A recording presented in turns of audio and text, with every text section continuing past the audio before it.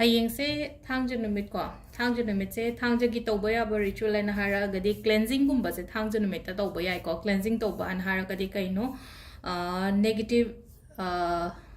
energies gumba yum dagi lauthokpa hari negativity gumba release tawhonba kholonba sugumba mayam se isha dagi oiro wakhan dagi oiro imung dagi oiro adumba mayam do ko hari cleansing se Saturday sina ko idagi phaba oiba sigi numit da ko akoina sitokpa chamthokpa koppa sugumba mayam se ko ado quite first ko hari longa karpur ga mai thabion haina ko long karpur mai thab se kai gino hai kan se da blockages gumba leiba se akoi gi life da block leiba hara gadi akoi gi thabak da block leiba ni khangde natraga hari pisang sa gi block leiba ni khangde tawrubagum badaga sum ipan pan bagi tap ta leraga diga ko hadi long di khangbi rani ko mayam na ko hadi koi gi kwadaga hapa do long pal kan hana club se ko si hapa ye aduga amana karpur haraga di karam bano ha kan sigi se ko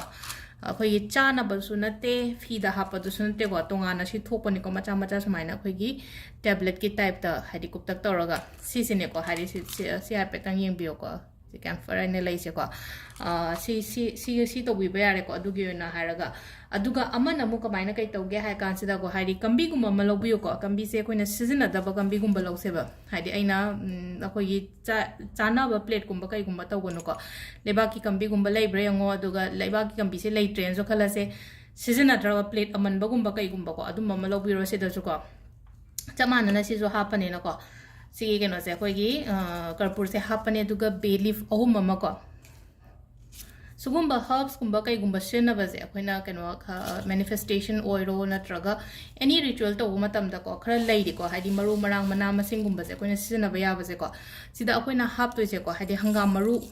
hapa phai ko aduga si se mai chukhat piraga burn to thoga aigi ka da loina mak keno to thoba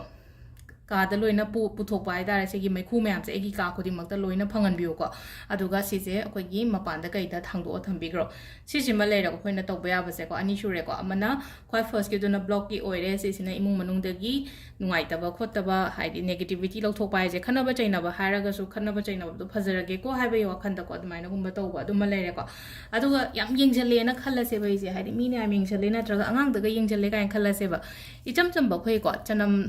manau malo se ko chana manau se kamaina to do no hai kan se da maku khok to pyo si se bajana aina maku khok te ko si maku khok to aduga khatang ko sugai bi crush to re na ko aduga keno tawri ba mi se haidi aingon da yengje da ai se am yengje le na khala se ba ai office ta na traga te ai gi thabak to minari ba mayam keno dukan phammi kain khala se aingon da mi sing se am je yengje le khosale kain khala ga di si se maku khok to khatang sugai ra ko ai gi mo pa ma kha da ko thammo ba haidi che ma da ha petang yum ge ra ko haidi cho laud na ba aduga sigi pot se pung kumari thambiyo ko pung kumari thambiyo haragadi hojek pung mapan da tawre na khalase ba ataragadi hayeng pung mapan se da ko sunday gi pung mapan se da logtho aduga mapan da lang thoko ko mapan da lang thoko haragadi imung da gai da haji loirabani na dustbin da thadara ge kaina thada ga no ba aigi yumgi mapan da harage shumang da lang thokera kondong wang ma da lang thokera khatang lap na lang thokro ba gate ki wang ma da lang thopiro ko aduga ngasai gi akoi ge society gumba leiba haidi flat gumba da leiba ko po oira kana adum aigi yumgi mapan da kai da dumai taroga lang thopi ba ma yare ko sima leire ko aduga last ki oina ama gatang haidi si myam se pot myam se am ta leitre na khala se basum ataragadi aigi nungai taba mayam se ko black color gi pen mana lo ithoba aigi paper acho ma lo ko ne se macha oin lo re ko nungai taba haragadi stress hara sine ko engon da zik stress yam lai re na khala se ba adagi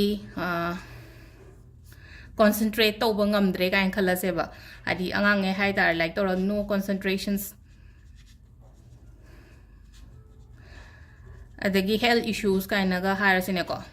aingon da hoje lai ba problem sum lai ngon da lai na khala se ba health issues adagi so ai na pam da ba pot me am se loina black color amane iro aduga haidi cut ko loina cut to ro haidi ai pam ai na ohening ba thaba am tan na te na sigi me am se mi gi maming phau ba i be ai ko mi maming ha ra ga di ai ngon da yam na disturb to ba mi ai ngon da yet pa gum ba mi le ra ga di maming do i ra ga just cut it aduga si se sisul ka koina burn to tho swe ko adi burn to matam sida asom gi side ta thup kera na traga china thup pa na traga kaino tok shano matam sida wakhan sida khalo hadi chat khrasa no ko ai gi life ta gi na ko aduga sigi pot se ꯃꯩ ꯊꯥꯗꯣꯛꯑꯒ ꯃꯥꯒꯤ ꯀꯩꯅꯣꯁꯤꯅ ꯍꯥꯏꯗꯤ ꯀꯩꯅꯣꯗꯣ ꯂꯪꯊꯣꯛꯄꯤꯌꯣ ꯍꯥꯏꯗꯤ ꯐꯠꯇꯥꯎꯗꯤ ꯂꯪꯊꯣꯛꯄ ꯃꯐꯝꯗ ꯂꯪꯊꯣꯛꯄꯤꯌꯣꯀꯣ ꯍꯥꯏꯗꯤ ꯀꯩꯅꯣ ꯇꯧꯔꯒ ꯍꯥꯏꯗꯤ ꯑꯩꯈꯣꯏꯅ ꯌꯨꯅꯤꯚꯔꯁꯇꯒ ꯕ꯭ꯂꯣ ꯇꯧꯊꯣꯛꯄ ꯑꯗꯨꯃꯥꯏꯅ ꯅꯠꯇꯕ ꯁꯤꯁꯤꯅ ꯑꯩꯈꯣꯏꯒꯤ ꯗꯁꯕꯤꯟꯒꯨꯝꯕ ꯀꯩꯒꯨꯝꯕ ꯃꯄꯥꯟꯒꯤ ꯗꯁꯕꯤꯟꯗ ꯏꯃꯨꯡꯒꯤ ꯗꯁꯕꯤꯟꯗ ꯅꯠꯇꯕ ꯃꯄꯥꯟꯒꯤ ꯗꯁꯕꯤꯟꯒꯨꯝꯕꯗ ꯊꯥꯗ ꯑꯗꯣ ꯁꯤꯗ ꯂꯩꯔꯦꯀꯣ ꯑꯩꯈꯣꯏꯒꯤ ꯍꯌꯦꯡ ꯊꯥꯡꯖ ꯅꯨꯃꯤꯠꯀꯤ ꯇꯧꯒꯗꯕꯁꯦꯀꯣ ꯑꯗꯣ ꯑꯩꯅ ꯑꯃꯨꯛꯀ ꯍꯟꯅ ꯍꯥꯞꯄꯩꯁꯦ ꯀꯩꯒꯤꯅꯣ ꯍꯥꯏ ꯀꯥꯟꯁꯤꯗ ꯍꯌꯦꯡ ꯇꯧꯒꯗꯕꯗꯣ ꯑꯗꯨꯝ ꯍꯥꯞꯄꯤꯔꯛꯑꯣ ꯍꯥꯏꯔꯛꯄꯁꯨ ꯌꯥꯎꯋꯦꯕ ꯍꯥꯏꯗꯤ ꯃꯃꯥꯡ ꯍꯞꯇꯥꯗ ꯇꯧꯈ꯭ꯔꯒꯁꯨ ꯀꯥꯎꯕꯁꯨ ꯌꯥꯎꯋꯦ ꯑꯗꯨꯗꯨꯅ ꯍꯥꯏꯗꯤ ꯑꯃꯨꯛꯀ ꯑꯗꯨꯝ ꯔꯤꯄꯤꯠ ꯇꯧꯕꯤꯔꯛꯑꯣ ꯀꯥꯏꯅ ꯍꯥꯏꯔꯛꯄꯁꯨ ꯌꯥꯎꯋꯦꯀꯣ ꯑꯗꯨꯗꯨꯅꯅꯤꯀꯣ ꯑꯩꯅ ꯑꯃꯨꯛ ꯔꯤꯄꯤꯠ ꯇꯧꯔꯛꯏꯁꯦ ꯁꯤꯒꯤ ꯄꯣꯠꯁꯦ ꯑꯗꯣ ꯇꯧꯕꯤꯔꯛꯑꯣ ꯊꯥꯡꯖ ꯅꯨꯃꯤꯠꯀꯤꯁꯨ ꯀꯩꯅꯣ ꯀꯩ ꯀꯩꯅꯣ ꯑꯩꯈꯣꯏꯅ ꯇꯧꯕ ꯌꯥꯕꯀꯣ ꯑꯗꯣ ꯁꯤꯗ ꯂꯩꯔꯦ ꯉꯁꯤꯒꯤ ꯚꯤꯗꯤꯑꯣꯁꯦ ꯃꯌꯥꯝ ꯊꯦꯡꯛ ꯌꯨ